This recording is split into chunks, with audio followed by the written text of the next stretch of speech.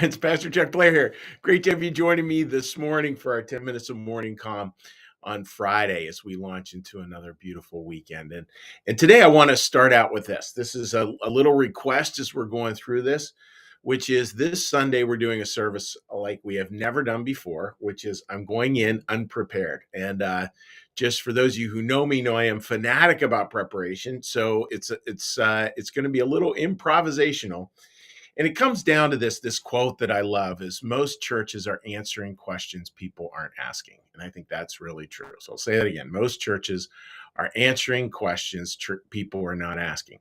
And so as a church, we always got to be checking ourselves and to make sure that we're actually offering things that people find relevant in their lives. Because if you're not, what's really the point of church and faith if it's not there to help you live life a more full and rich life versus just bat around ideas.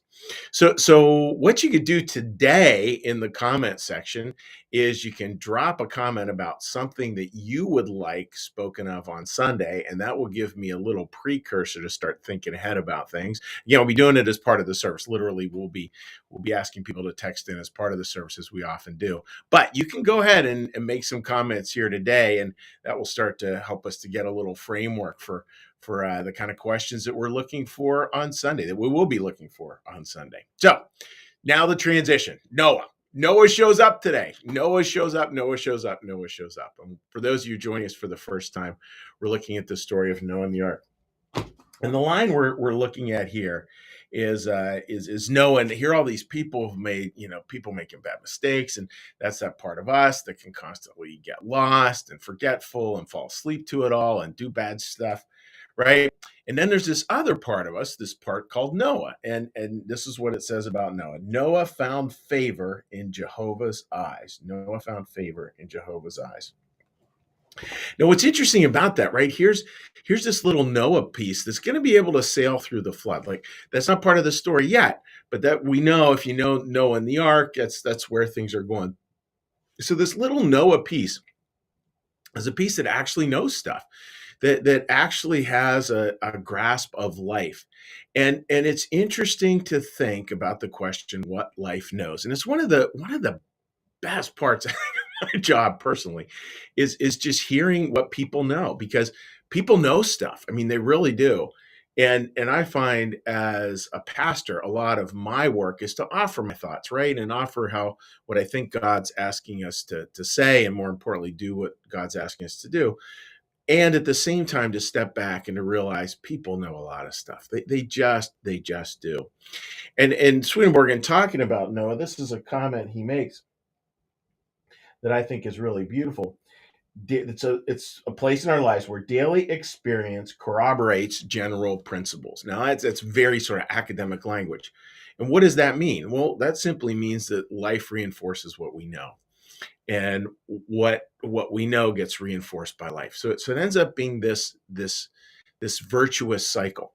Now, we don't want to base all of our truth, quote unquote, on the way life is going. That could be dangerous because, a lot of us have crummy days. You don't want to base your whole view of life based on a crummy day.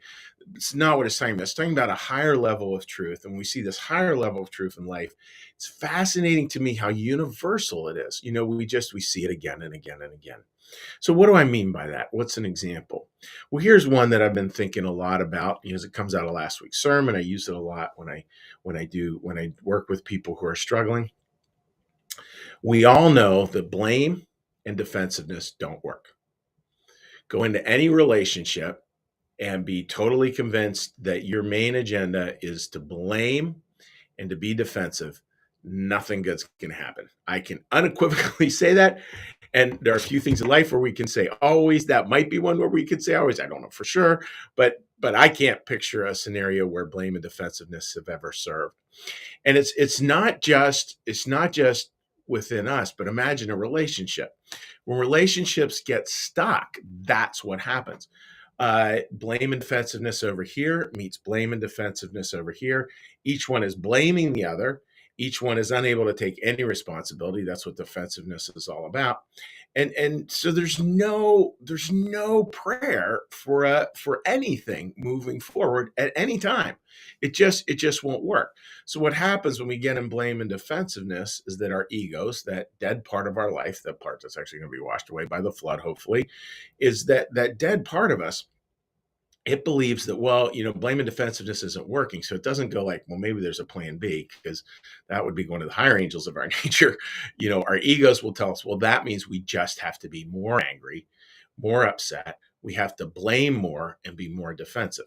And when people get in that loop of increasing blame and increasing defensiveness and just keep on doing that, do more blame, more defensive, more blame, more defensive, more blame, more defensive, that, whew, boy, that's no fun. And those people who struggle with this,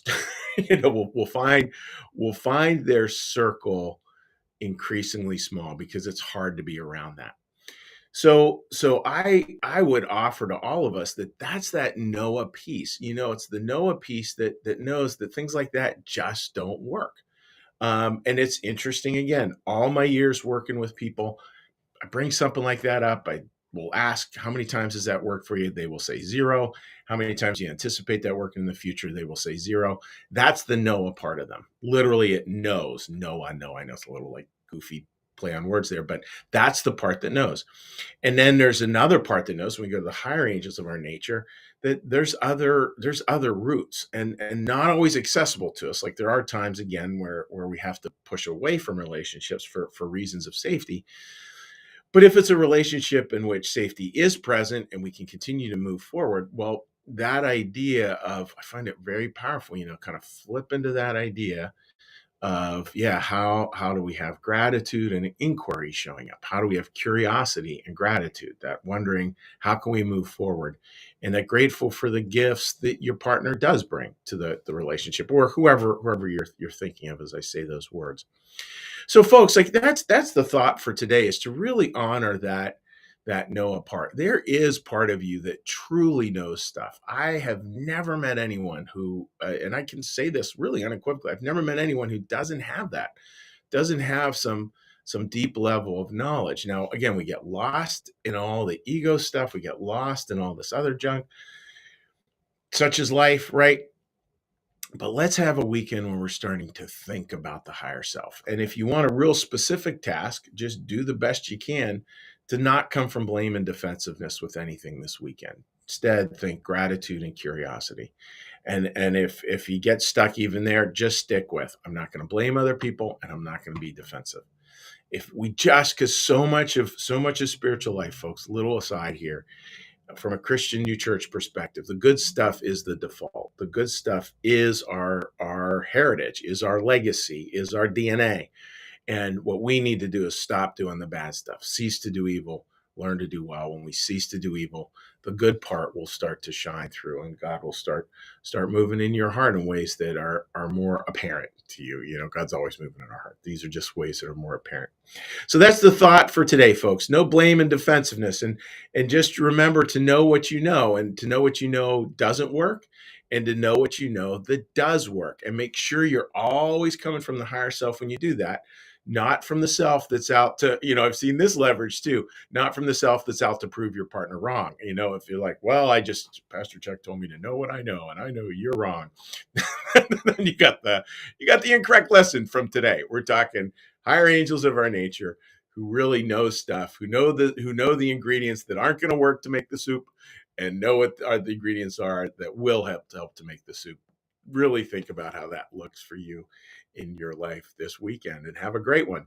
And again, closing thought here, folks, please feel free to leave a comment there, in terms of either reaction to what I just said, which is what most people do if you're joining us for the first time on our different platforms, or just yeah, this is something I'd love to hear you chat about, this Sunday, so we can start not prepping for it, but just start to get a broad framework. So with that, friends, let's get a little meditation, a little prayer, a little blessing, and then a little conversation here. So let's all get a big breath.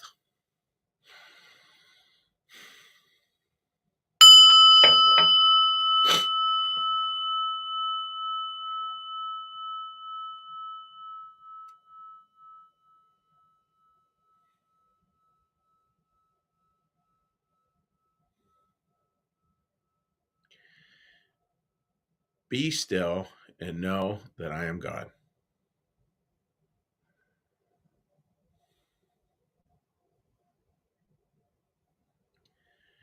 Be still and know that I am.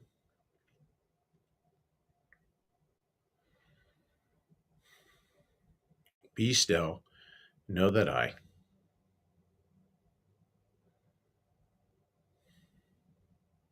Be still and know that.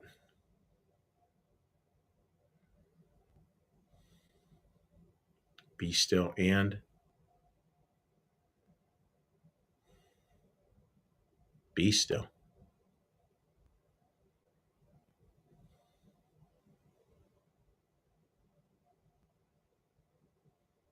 Be.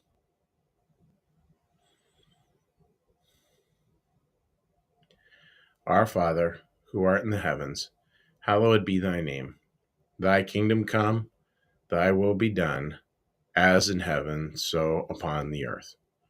Give us this day our daily bread, and forgive us our debts, as we also forgive our debtors. And lead us not into temptation, but deliver us from evil. For thine is the kingdom, and the power, and the glory forever. Amen. May the Lord bless you and keep you. May the Lord make his face to shine upon you and be gracious unto you. May the Lord lift up his countenance upon you, bring you home, and bring you peace. Amen. All right, dear friends, let's get a little cheery hello here to folks. And again, I hope everyone has a wonderful weekend planned. I know I certainly do. I'm looking forward to it a great deal as I pull up the comments here. All right, a lot of comments today. Great. All right, so let's take a look here. Kim writes Labor Day weekend already. I know, isn't it like I feel like I don't know. I always feel like I didn't quite get a summer, and it's receding into the rearview mirror very rapidly. Susan writes, Happy Friday, and same to you too, Susan. Hope you're doing well. Martha writes, Good morning, and good morning to you, Martha. Hope you're having a great day and a great weekend. Sherry wishes everyone a safe and fun Labor Day weekend. Yeah, and it's just funny again, thinking of as the end of these things. Paige writes, Good morning, and good morning to you, Paige, my friend. Hope you're doing well. Marcus, as always, buddy, great to see you joining us there. Melissa writes, Enjoy your weekend. Gratitude and inquiry make a huge difference in allowing love to grow. Beautiful thought. And it is one of the ones, Melissa, we had a great conversation about that, didn't we? And it's just thinking a lot about that, right? Like I talk a lot about this. I say it a lot, but I'm going to say it for the 100 millionth time, which is curiosity might be the primary moral virtue. I think more and more, because if we're not curious, we've made all kinds of moral decisions supporting that. And if we are curious, we've made all kinds of moral decisions supporting that. So I'm all for curiosity and inquiry. Linda writes, gratitude and curiosity, embrace it, leave blame out. Yeah, and again, it's interesting, right? From a Christian New Church perspective, the real leverage point actually is letting go of blame. And if we let go of blame, gratitude will show up, which is kind of interesting. It doesn't mean we don't work on being grateful, but it means that God sort of like the arc of justice, as Martin Luther King said, always bends towards justice, and the arc of life always bends towards what's good, and will always bend towards what's good. We just have to get rid of the bad stuff as best we can. Mary writes, the blame game worked for me for a long time until someone, thank you, shined a spotlight on it. Particularly as painfully lonely as blame and defensiveness is, we are blind to it. I had to be open to listening to the hard stuff, and then things started to shift. And it is, man, Mary, there's a whole sermon right in there, right? Let's just sit with that for a minute.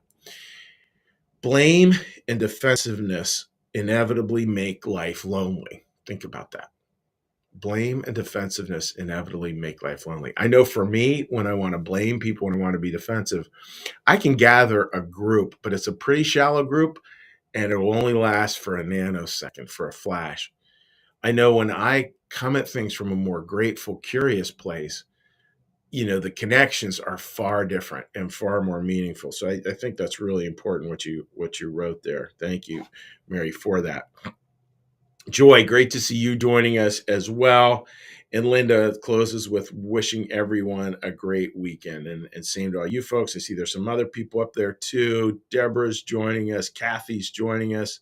A bunch of other folks there as well. So want to give you folks all the very best. Wish you a great blame-free weekend.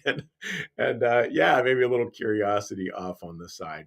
Take care, dear friends. God bless. Bye-bye.